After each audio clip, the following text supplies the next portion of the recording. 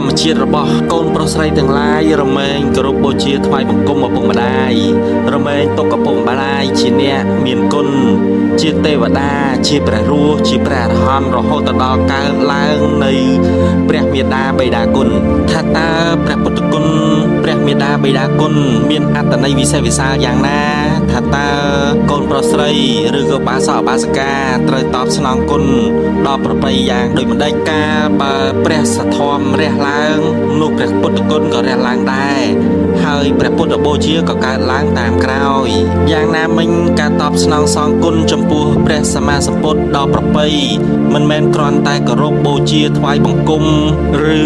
បូជានៅគ្រឿងដង្វាយឬគ្រឿងសក្ការៈផ្សេងឡើយដូចនេះការបូជាចំពោះព្រះសម្មាសម្ពុទ្ធដល់ប្រពៃគឺជាការបូជាគោរពសិក្សារៀនសូត្រនៅព្រះសទ្ធមឬពុទ្ធវចនៈឬការព្រានប្រដៅរបស់ព្រះសម្មាសម្ពុទ្ធដោយយកទៅបដិបត្តិដោយល្អនិងដឹកនាំមនុស្សសត្វឲ្យដើរលើផ្លូវត្រូវទើបហៅថាពុទ្ធគុណឬក៏ពុទ្ធបូជាជាការបូជាដល់ប្រពៃចំពោះព្រះសម្មាសម្ពុទ្ធទើបហៅថាបដិបត្តិបូជាជាការបូជាដល់ប្រពៃចំពោះព្រះសម្មាសម្ពុទ្ធយ៉ាងណាមិញការតបស្នងសងគុណចំពោះព្រះមេដាបិតាគុណជាការគោរពប្រតិបត្តិនៅការទូមានព្រានប្រដៅដ៏ល្អរបស់ឪពុកម្ដាយព្រមទាំងដឹកនាំឪពុកម្ដាយឲ្យចេះចែកទានឲ្យចេះរក្សាសិលឲ្យចេះផ្សាយមេត្តាឲ្យចេះរក្សាសច្ចៈវាចាឲ្យចម្រើននៅសមាធិយល់ដឹងនៅអរិយសច្ចធម៌ទាំង4គឺទុក្ខសច្ចៈសមុទយសច្ចៈនិរោធសច្ចៈនិងមគ្គសច្ចៈជាដំណើរទៅរកសេចក្តីសុខនេះគឺជាការតបស្នងសងគុណចំពោះព្រះមេដាបិតាដ៏ឧត្តមឧត្តមការតបស្នងរបៀបនេះព្រះសម្មាសម្ពុទ្ធតែងសរសើរចំពោះកូនប្រុសស្រីម្យ៉ាងវិញទៀតសូម្បីតែព្រះឥន្ទតែងតែគោរពបូជាចំពោះកូនប្រុសស្រីណាដែលតបស្នងសងគុណដ៏ឧត្តមឧត្តមនេះទោះបីជាកូនប្រុសស្រីមានទ្រព្យច្រើនក្រៃលែងចែកឲ្យឪពុកម្ដាយបំរើឪពុកម្ដាយទាំងថ្ងៃទាំងយប់ដោយមិនឲ្យខ្វះខាតមិនឲ្យទៅចិត្តក៏កម្លាំងនៃការគោរពបូជាប្រតិបត្តិនេះនៅចាញ់ការដឹកនាំឪពុកម្ដាយឲ្យចេះធ្វើទានឲ្យចេះរក្សាសិលឲ្យចេះផ្សាយមេត្តាឲ្យចេះរក្សាសច្ចវិជ្ជាឲ្យចេះចម្រើនសមាធិយល់ដឹងនៅអរិយសច្ចធម៌រីឯពុទ្ធបរិស័ទឧបាសកឧបាសិកាដែលតែងតែគោរពបូជាចំពោះព្រះសម្មាសម្ពុទ្ធទោះអ្នកទាំងឡាយចែកទានក៏ក្រឹកក៏ក្រែងចំពោះព្រះសម្មាសម្ពុទ្ធជាប្រធានក្តីចំពោះព្រះចៃកពុទ្ធក្តីព្រះអរហន្តក្តីក៏កម្លាំងអានិសង្សនេះចាញ់បដិបត្តិបូជាការបូជាដល់ប្រពៃជាការបូជាដល់ឧត្តមឧត្តមការចែកនៅធម្មទានរមែងមានអានិសង្សរាប់ប្រមាណមិនបានសូមសន្តាប់ដោយល្អ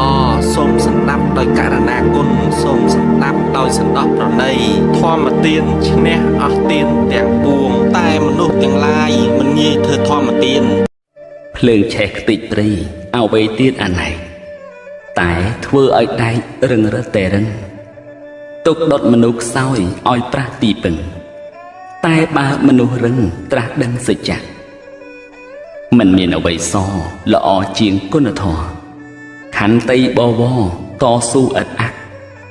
ទឹកតែមួយផ្តិលត្រឹមសើមប្រឡាក់ព្យាយាមដងចាក់ដាក់ពេញអាងធំ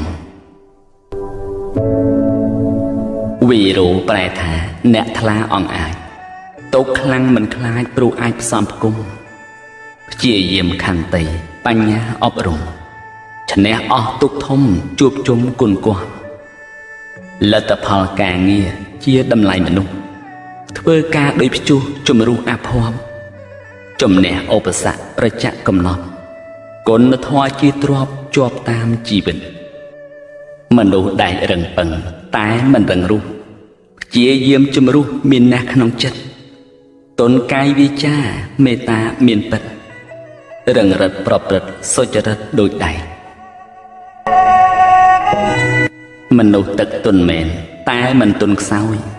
ហៅគ្មានថយក្រោយឲ្យរស់តាមផ្នែករុក្ខជាតិមនុស្សសត្វសម្បត្តិល្អឯកមនុស្សទឹកដោយឡែកពីមនុស្សទុនខ្សោយ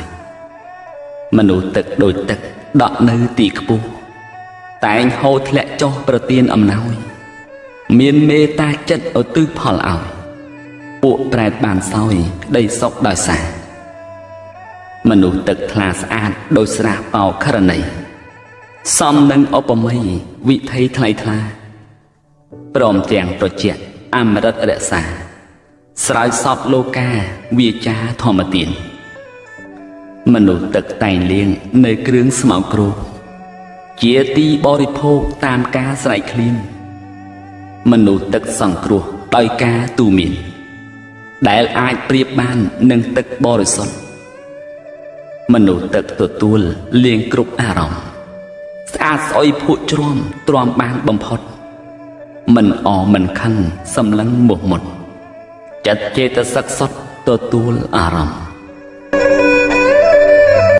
មនុស្សដីទីពិតជីវិតឥតថោក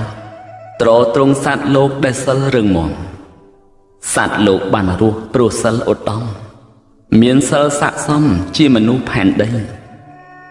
មនុស្សដីប្រឹងប្រែងត្រគ្រប់ភារៈ